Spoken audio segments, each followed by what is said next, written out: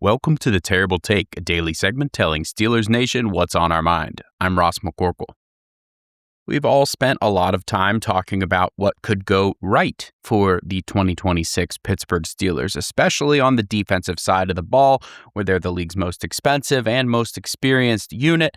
With the new defensive coordinator in Patrick Graham, perhaps he could turn things around, make the Steelers one of the league's best defenses. The talent and investment is obviously there, and last year, the expectations were sky high before they flopped tremendously during the season. All that is good and well, but today we're going to talk about the other side of things, so tune out now if you don't like the negative perspective. But what if things go poorly for the 2026 Steelers defense? In specific, what if Jalen Ramsey, TJ Watt, and Cam Hayward all show their age at the same time? As I mentioned, Pittsburgh's defense is not just one of the most expensive, but also one of the oldest. Last year, it was the fourth oldest by snap-weighted age. And this year, obviously, everybody's a year older. They didn't really cut anybody that's old on the defense. And they gained older players like Sebastian Joseph Day and Jamel Dean, who should both play significant snaps. When it's all said and done, Pittsburgh could have the oldest defense in snap-weighted age by the end of the season.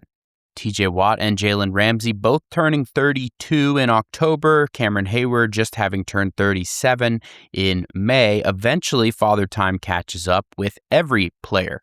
Watt's been on the decline for the last 1.5 seasons, and he's obviously not getting any younger.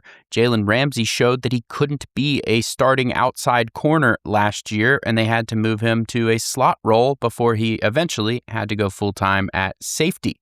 There was already some signs of age there.